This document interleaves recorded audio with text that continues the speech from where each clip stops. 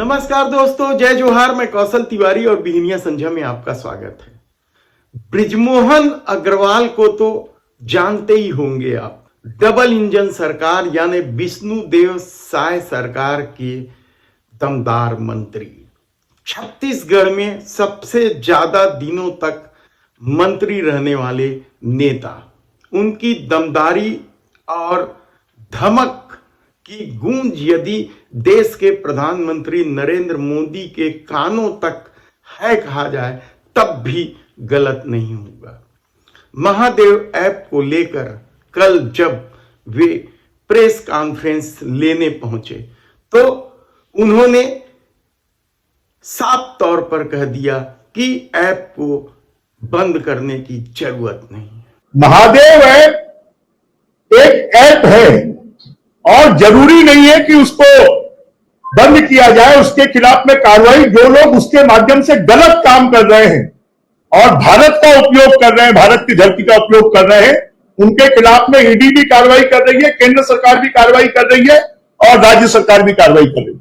Mahadev app यानी ऐसा app जिससे भूपेश सरकार पूरी तरीके से घिरी हुई थी और अब भूपेश सरकार के खिलाफ इस मामले को लेकर एफआईआर दर्ज तक हो चुकी है।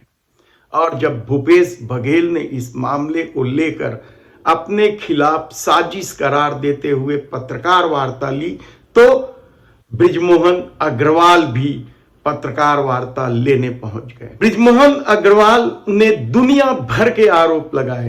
महादेव ऐप के सट्टे को, पैसे को विधानसभा चुनाव में उपयोग किया गया है, ये तो जांच में प्रमाणित हुआ। कोयला घोटाले में कौन लोग हैं, शराब घोटाले में कौन लोग हैं, गोठान घोटाले में कौन लोग हैं, डीएमएफ घोटाले में कौन लोग हैं, ये तो जग जाहिर है। हालांकि यह आरोप प्रदेश के मुख्यमंत्री विष्णुदेव साय भी लगाते हैं और कहते हैं कि यदि भूपेश बघेल पाक साफ हैं तो और बड़ी जांच की मांग कर लें। लेकिन बृजमोहन अग्रवाल राजनीतिक श्रेय लेने के चक्कर में पत्रकार वार्ता लेने पहुंच गए। शिक्षा विभाग है उनका। हालांकि रमन सरकार में 15 साल मंत्री रहे। उनकी ठसक धमक की गूंज दिल्ली तक सुनाई देती थी। भ्रष्टाचार आरोपों से घिरे बृजमोहन अग्रवाल के बारे में विधानसभा चुनाव के दौरान तो भूपेश बघेल ने यहां तक कह दिया था कि गुंडा शब्द का अपमान है। और जब भूपेश बघेल के खिलाफ एफआईआर हुई, बृजमोहन अग्रवाल आरोप लगाने पत्रकार वार्ता लेने पहुंच गए।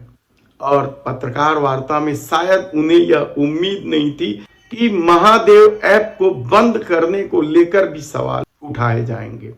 दरअसल महादेव ऐप एक ऐसा घोटाला है जिसे लेकर पूरे देश में चर्चा है।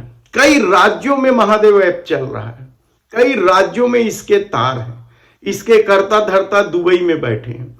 और चुनाव के दौरान यह मामला तब तूल पकड़ने लगा जब एक व्यक्ति से करोड़ों रुपए बरामद हुआ और उस आरोप से भूपेश बघेल की सरकार इस कदर घिरी कि कांग्रेस को विधानसभा चुनाव में अब तक की सबसे करारी हार का सामना करना पड़ा।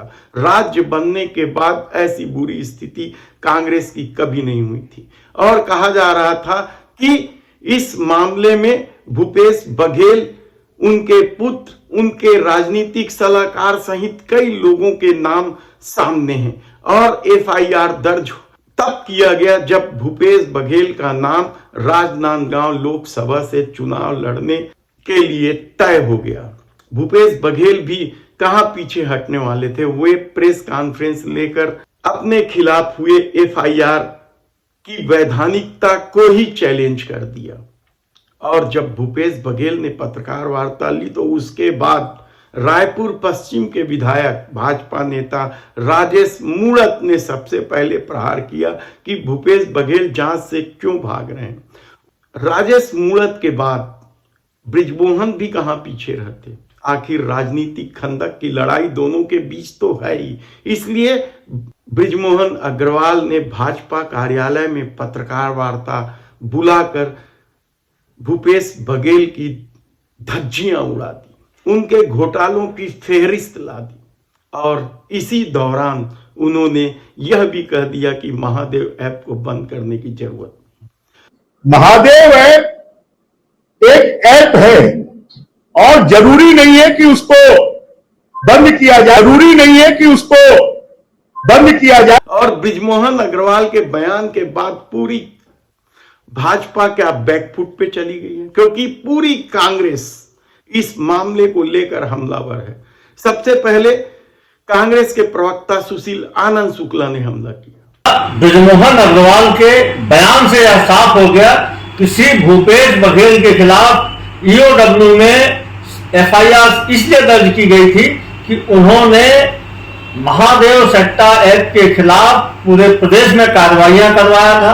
महादेव सट्टा ऐप को बंद करने के लिए उन्होंने केंद्र सरकार को, गूगल को पत्र लिखा था, जिसके कारण भारतीय जनता पार्टी को पीड़ा हो रही थी।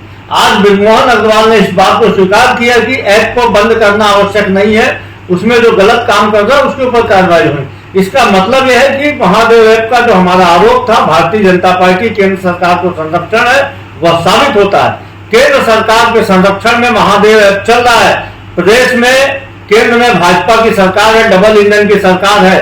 3 से 4 महीने हो गए, क्यों बंद नहीं किया जा रहा है? क्यों रवि उत्पल को, सौरभ चंद्राकर को और सोनी को, शुभम सोनी को गिरफ्तार करके हिंदुस्तान नहीं लाया जा रहा है? शुभम सोनी का वीडियो भारतीय जनता पार्टी ने अपने ऑफिशियल हैंडल से अपने प्रदेश कार्यालय में प्रेस वार्ता करके जारी किया था। भारतीय जनता पार्टी बताए कि उसके पास यह वीडियो कहां से आया था।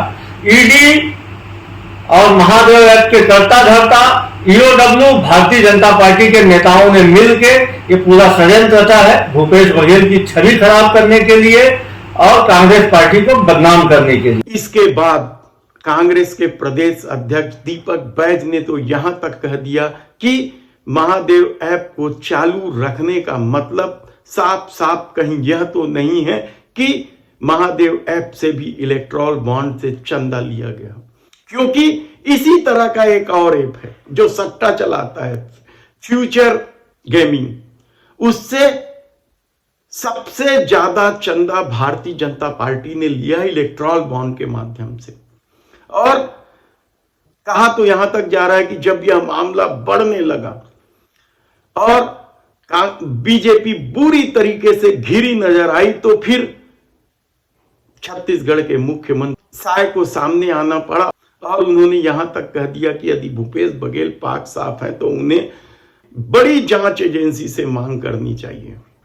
यानी आप सोचिए कि महादेव ऐप जिसके मनी लॉन्ड्रिंग को लेकर दुनिया भर के आरोप हैं, 400 से ज्यादा लोग जेल की सलाखों में हैं, कितने ही एफआईआर दर्ज है, मध्य प्रदेश से लेकर उत्तर प्रदेश सहित कई राज्यों में इसके आरोपी पकड़े गए हैं। उसके बावजूद यह चर्चा रही, यह कहा गया कि महादेव ऐप को बंद किया जा रहा है, लेकिन हकीकत तो यह है कि अब भी महादेव ऐप चालू है।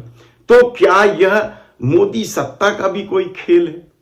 क्या सचमुच फ्यूचर गेमिंग की तरह महादेव ऐप से भी चंदा लिया जा रहा है? एक तरफ तो महादेव ऐप से मिलने वाले पैसे को मनी लॉन्ड्रिंग बताया जाता है और दूसरे तरफ फ्यूचर गेमिंग से लिए गए पैसे मनी लॉन्ड्रिंग नहीं है। सवाल कई हैं इस दौर में, लेकिन विपक्ष को कुचलना है या फिर विपक्ष के लोगों पर आरोप लगाकर, डरा धमकाकर उसे अपनी पार्टी में ला देना है। राहुल गांधी ने तो धरावी की सभा में साफ तौर पर कह दिया था कि किस तरीके से भारतीय जनता पार्टी या मोदी सरकार लोगों को डरा धमकाकर अपनी पार्टी में शामिल कर रही है। एक वरिष्ठ नेता, नाम नहीं लेना चाहता हूं,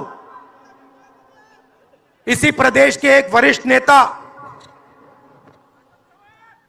कांग्रेस पार्टी को छोड़ते हैं और रो के कहते हैं, मेरी मां से रो के कहते हैं कि सोनिया जी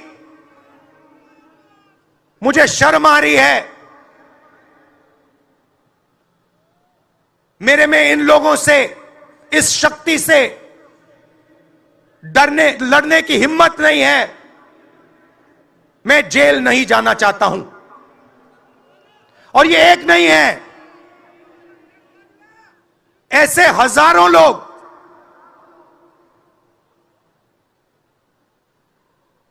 डराए गए हैं। क्या आप सोचते हो शिवसेना के लोग, एनसी के लोग ऐसे ही चले गए? नहीं, जिस शक्ति की मैं बात कर रहा हूं, उन्होंने उनका गला पकड़कर उनको बीजेपी की ओर किया है। शेर अकेला चलेगा यह कहा जाता है, लेकिन 50 राजनीतिक दल, लगभग 50 राजनीतिक दल एनडीए के साथ खड़े हैं। यानी भारतीय जनता पार्टी में शायद अब भी हिम्मत नहीं है कि वह अकेले अपने दम पर चुनाव लड़े। इसलिए सबसे ज्यादा लगभग 50 पार्टियों के साथ मिलकर लाव लश्कर ताम झाम के साथ चुनाव प्रचार में है। लेकिन दूसरी तरफ बृजमोहन अग्रवाल के महादेव ऐप को दिए बयान से कांग्रेस में एक बार फिर जान डाल दिया है और वह हमलावर है। देखना है कि इसके राजनीतिक परिणाम क्या निकलते हैं, क्योंकि ये चुनाव का दौर है और आज से बस्तर में नामांकन पत्र भरने का काम शुरू हो गया है। पहले चरण में यानी 19 अप्रैल को बस्तर में चुनाव है। भारतीय जनता पार्टी ने यहां से प्रत्याशी खड़ा कर लिया है, लेकिन कांग्रेस अभी तक अपने प्रत्याशी के नाम की घोषणा नहीं की और कहा जा रहा है कि 1-2 दिन में नाम की घोषणा हो जाएगी। तब महादेव ऐप को लिए बृजमोहन अग्रवाल के बयान का असर इस चुनाव में कितना पड़ेगा, देखने की बात होगी। धन्यवाद।